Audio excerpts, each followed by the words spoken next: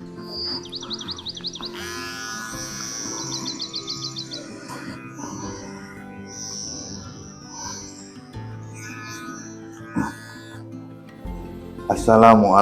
warahmatullahi wabarakatuh. Selamat pagi, salam sejahtera buat para sahabat dimanapun kalian berada, khususnya di Indonesia. Melihat fenomena saat ini, banyak kalangan masyarakat kita menolak yang namanya makan bergizi gratis atau disingkat MBG, sahabat. Jadi sebetulnya setiap program apapun dimanapun itu hakikatnya baik, sahabat. Tidak ada namanya program untuk kemaslahatan, untuk kebaikan manusia itu buruk. Sebagai contoh, sahabat, jika agama Islam yang dibawa oleh baginda Nabi besar Muhammad Sallallahu Alaihi Wasallam itu adalah mengajarkan kita akan akhlak untuk kebaikan. Sekarang kita akan pertanyakan, apakah dari subjek tersebut keterkaitan dengan objek, yaitu yang bernama agama Islam, disalahkan? Itu jawabnya tidak. Yang salah itu adalah orang yang melakukan kemungkaran dan kekejian dan kezaliman dan kejahatan. Itu yang salah. Kalau namanya agama tidak salah. Dan kedua, contoh yang lain ini contoh seperti agama Nasrani yang dibawa oleh subjeknya Nabi Isa alaihissalam. Dia membawa misi, membawa kebaikan untuk umatnya. Apakah agama Nasrani tersebut bisa dikatakan bersalah atau bisa dikatakan dibubarkan? Tidak, sahabat. Justru yang salah itu adalah umatnya, oknum umatnya yang melakukan kezaliman, kemungkaran, dan lain sebagainya. Demikian juga dengan agama-agama lain, baik itu agama Hindu, Buddha, semua mengajarkan kebaikan. Jadi, singkat kata, apakah semua agama itu perlu diusulkan dibubarkan? Oh, tidak, karena itu merupakan wahyu Tuhan, ya, semesta alam. Ini adalah perumpamaan. Sementara momentum atau fenomena yang terjadi di Indonesia, setiap pemimpin memiliki visi dan misi masing-masing. Contoh Pak Presiden kita, Bapak Prabowo Subianto, dia adalah presiden kita yang menurut penilaian saya, dia baik. Dia memiliki sifat namanya yang tertuang dalam sila kelima, keadilan sosial bagi seluruh rakyat Indonesia. Dia punya namanya program,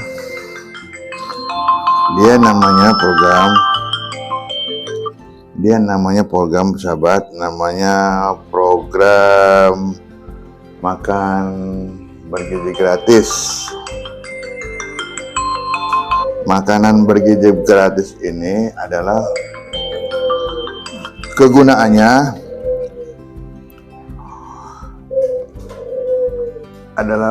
adalah program bergizi gratis. Itu adalah program yang sangat mulia. Karena apa? Menyangkut hajat hidup orang banyak.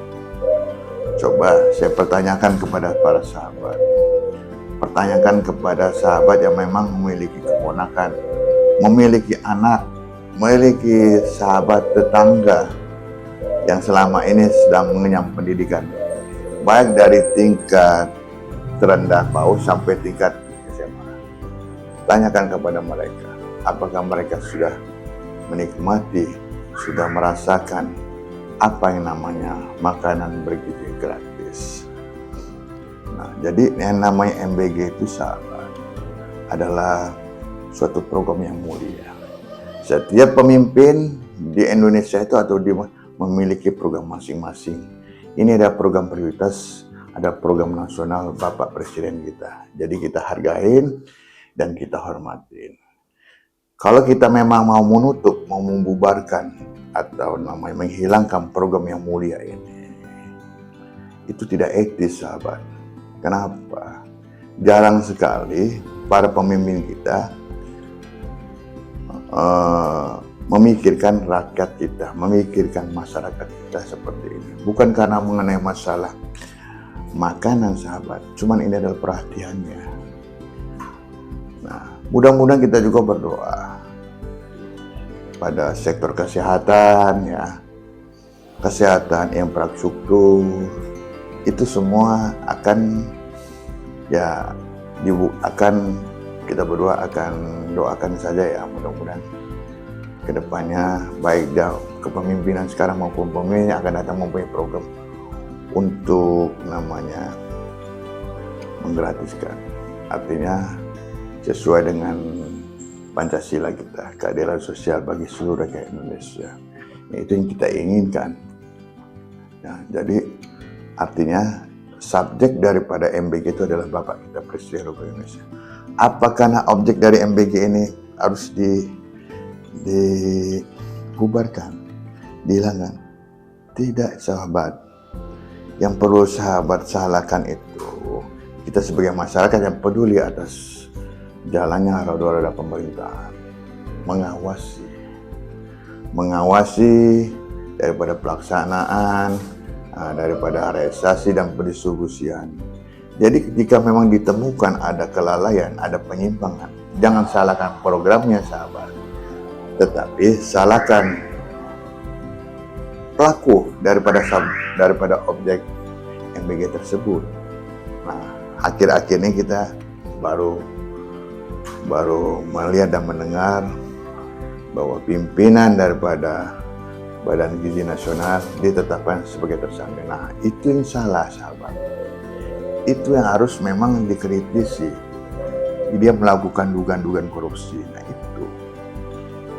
Nah, kalau mengenai masalah di daerah, khususnya di daerah kita di Lampung, Provinsi Lampung, ya, boleh-boleh saja masyarakat mengkritisi. Cuman satu kata, kita jangan sampai dicap orang lain sebagai pengkhianat bangsa. Ya, silakan menyuarakan, silakan sampaikan, tapi jangan sampai ada unsur-unsur lain mempolitisasi. Saya juga bergerak dalam bidang aktivis, cuman baru inilah kita terpanggil, hati kita terpanggil, ada sosok pemimpin yang memang peduli terhadap nasib rakyat kita.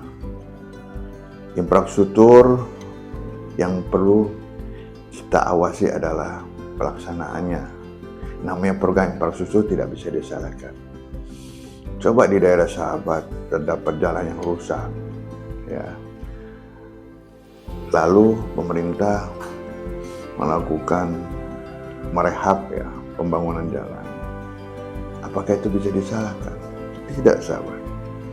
Yang perlu sahabat awasin adalah realisasi dan pelaksana di lapangan. Apakah memang ditemukan ada yang dugaan penyimpangan atau tidak?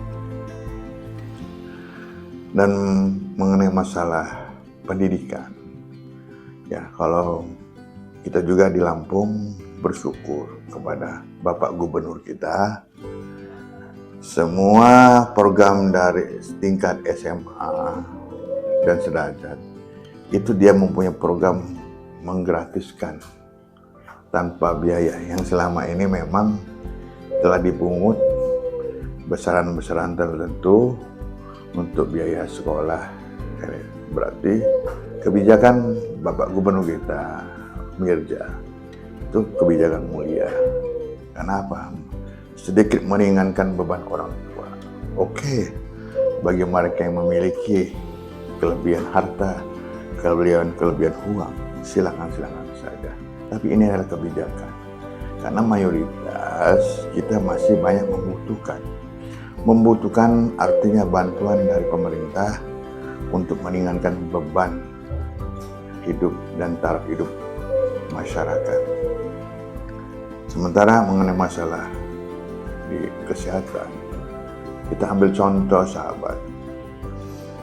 Kebijakan dari zamannya wali kota terdahulu, Herman Hain, itu bagus. Dan diteruskan dengan wali kota saat ini, Eva Diana. Itu dengan menggratiskan perawatan dan pengobatan, baik itu di tingkat puskesmas maupun di tingkat rumah sakit. Coba dicek. Cuman hanya model KTP saja masyarakat bisa berobat, sahabat. Ya. Kita juga berdoa, sahabat.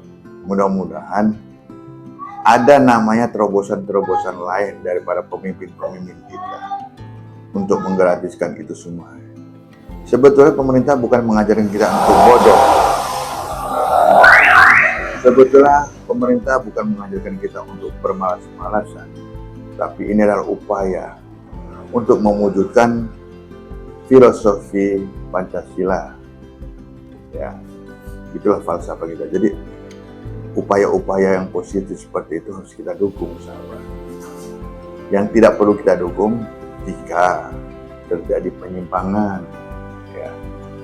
Nah, itu baru kita harus cross check dan kita harus awasi betul-betul pelaksanaannya. Jadi memang yang namanya program mulia itu tidak bisa dibubarkan. Bila perlu ditambah, mungkin nanti ke depan ada program keringanan dari pemerintah, membayar listrik, ya, prabayar, apa dan lain sebagainya. Dan kedua mungkin nanti di rumah sakit kita di daerah mungkin ada ide atau ada pemikiran cemerlang untuk menggratiskan perawatan melalui BPJS.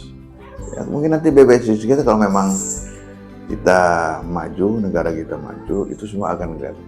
Nah, disinilah yang namanya kita sudah tahu arah pulang.